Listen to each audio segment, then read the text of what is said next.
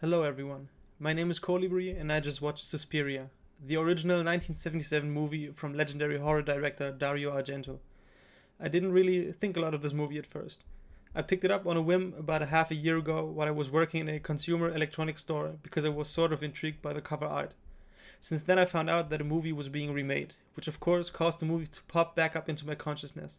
So I decided to finally watch it, and I can certainly say I have never seen a movie like this one before.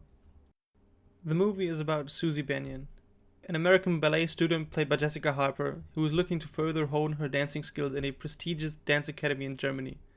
Which was another little coincidence, since Freiburg, the town where the story takes place, is actually very close to where I live. It's about a 20-minute car ride, and as I'm recording this, I'm actually thinking about taking a trip to the Whale House, the design of which was used for the dance academy. Who knows?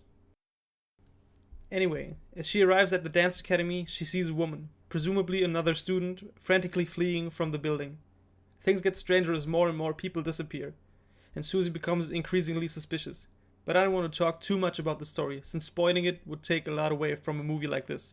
Rest assured, shit is about to go down. All in all, I think it is a very well-made movie, especially considering it was made in 1977.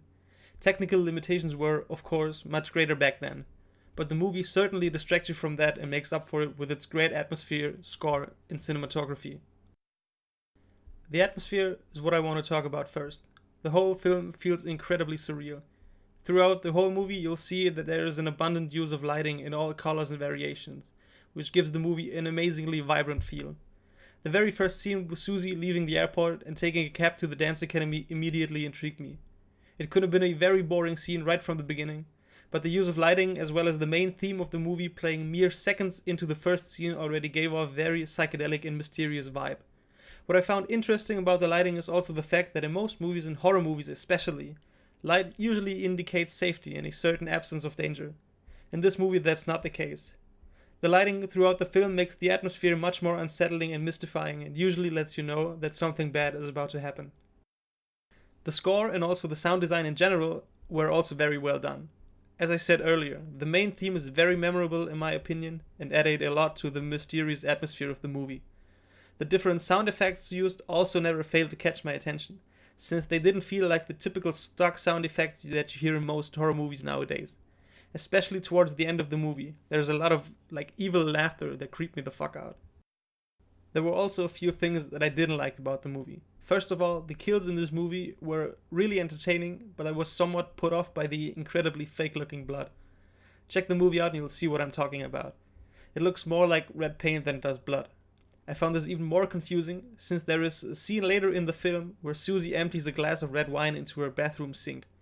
The liquid doesn't clear completely at first, so she has to manually clean the sink, but the stains it leaves behind looks a lot more like blood than the actual blood they used for the death scenes. Then there's also the pacing. The runtime of this movie is 98 minutes, or in my case it's 92 minutes with the Blu-ray I used to review this movie with. I compared it to the original and I don't feel like the scenes that were missing were very integral, so I don't think it's really bad.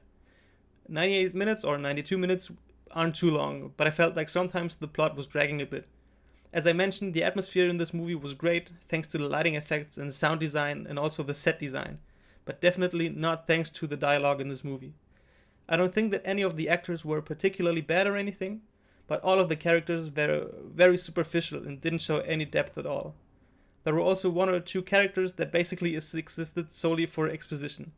Now, I'm not someone who takes a huge amount of issue with something like this, but even for me it was somewhat noticeable. The last thing I want to talk about is the ending. While I absolutely loved it, since it was very much the climax of all the creepy and unsettling build-up, it also felt somewhat rushed. It made sense and the story did feel complete, I just wish there was a little bit more to it. With all that being said, I think for being over 40 years old, this movie does manage to hold up quite well. And if you consider yourself a fan of horror movies, I would recommend you check this one out for yourself. I am very much looking forward to seeing the remake. Maybe the remake even touches some of the points I didn't like about the original, but considering how remakes usually turn out, maybe it won't. If I had to give a numerical rating, I would give this movie a 7 out of 10. Thank you very much for checking out my thoughts to my very first movie review. I hope you enjoyed it, and I'm looking forward to creating more content in the future. Have a nice day and take care.